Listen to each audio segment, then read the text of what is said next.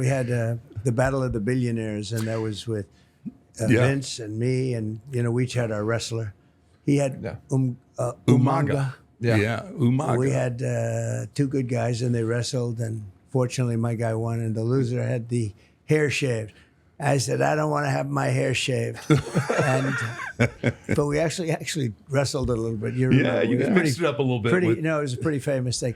But I think it has your all-time record for pay-per-view buys. For everything. Yeah, it was a huge event. Yeah, it was a big one. But you went down just before me, and the entrance into the ring is the greatest entrance into any arena that I've seen, okay? And I don't think it's going to even be topped. The whole thing of the music, the whole deal.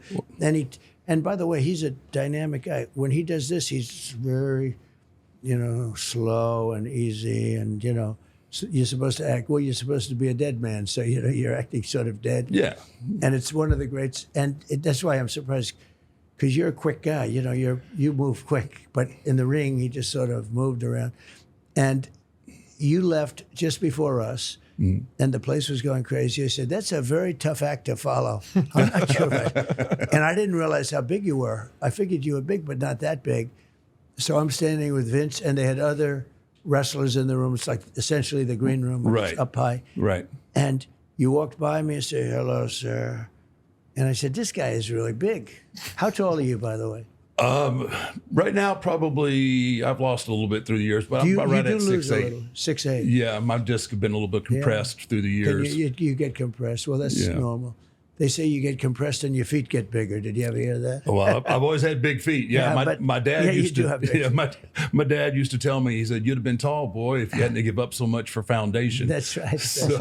But I said, this guy is really big, and you were wrestling a good guy that night. Do you remember? I do remember He was a good specimen guy, and it was great. But I said, how do we beat this, Vince? What are you doing? Why don't we go before them? We should go before them. But we had that was a great evening, and I think it said, I don't know if it still has. I think it still has your record. It was it was a big night. It was in Detroit.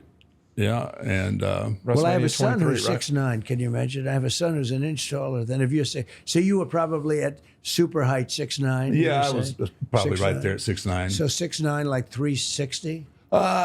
330. I kind of topped out at 330. That was I felt like that was mine. And what do you weigh now? I'm probably 305 right now. Wow. Yeah. That's not bad, right? No, it's easier. I'm trying not to replace any more joints. Right. So as a wrestler, you really lose a lot of joints, don't you? You really have.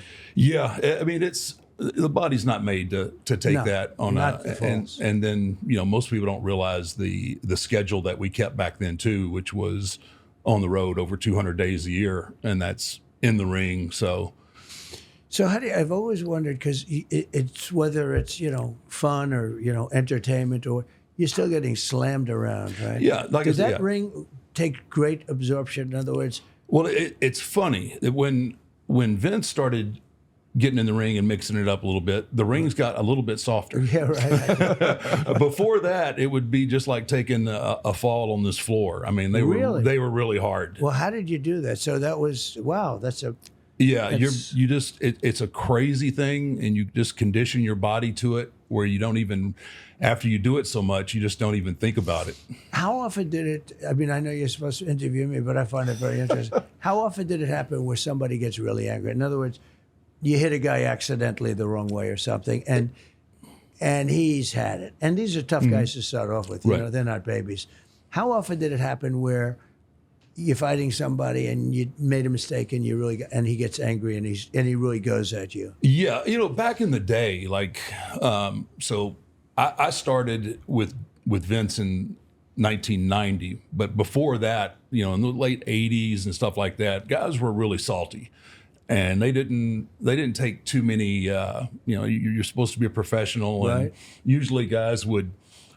You think, well, if he hit me like that, then it's for a reason. So they'd mix it up in the ring for a little bit, and then they'd get back in the locker room. And what would happen? The guys would run into the ring and stop it, right?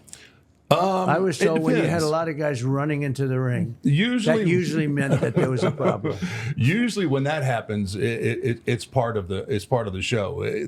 When guys are actually, what stops somebody from going nuts? and really, really starting a real fight? Yeah, probably losing their job.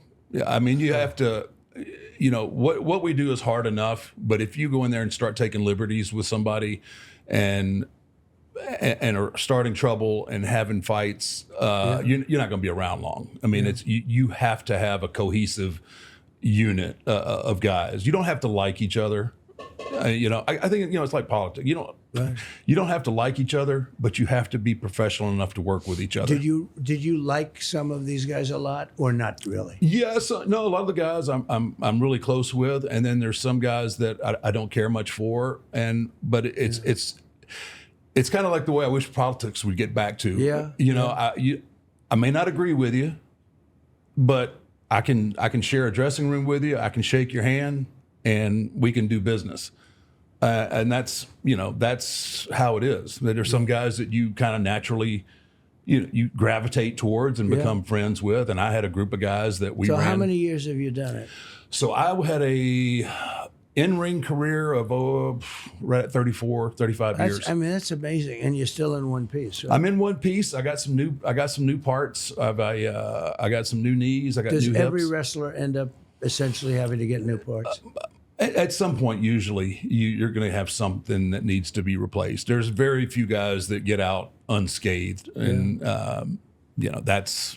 You ever get hurt so badly that you basically can't continue the match, and you got to be, like, literally helped out and carried out? It happens. It happens, and it's just part of what most people don't realize, Mr. President, is that although we're entertainment, but in any given match, you're 2 inches away from something really catastrophic happening. Absolutely. And then when you figure the amount of dates per year that you work, I mean, that really goes up exponentially.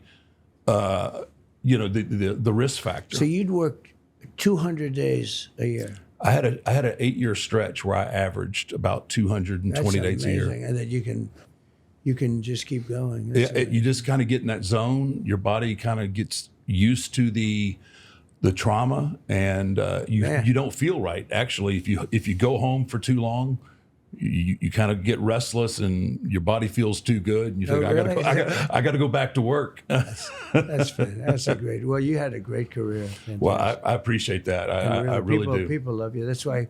So I heard they said, and I heard you were a fan. I don't want to say, but I heard you were like a political fan of mine, and I appreciated that. But I said he was such an incredible athlete entertainer, because it's an entertainer. You have a lot of great athletes that can't entertain. You might as well forget it in your sport, right? Yeah, there's a lot of, and that's what most people don't really grasp. I mean, you can be a great athlete and not excel. You've got to have the whole package. You have to basically, and I think you've been a master of this. You got to make people care. You got to make them care one way or another. Either they love you or they hate you. So who do you think, outside of you, was the greatest combination of athlete, entertainer, et cetera, et cetera? Who was the greatest of the couple of greatest that you've seen? My goodness, there's Stone Cold Steve Austin. Right. He was up there. You'd have to put Hulk Hogan in there, right. And Ric Flair. Right. Those are guys that just kind of off the top of my head could captivate you with what they had to say, deliver a performance in the ring, and then. Now you were much too young. Haystacks Calhoun, right? Oh yeah. Right? Did you ever? You were too young. Yeah. I think a little before my time. But he weighed like 500 and something. He was a big man. He was a big man. He was a big one. Yeah. Let's see. You had a lot of beauties. I'll tell you. I had my share of giants. That Vince used to feed them all to me when I first came up. Like if there was a giant, there was a monster. Right. They were coming my way first, and if I could work with him, then he would let Hogan or somebody else work. But I had to break them in.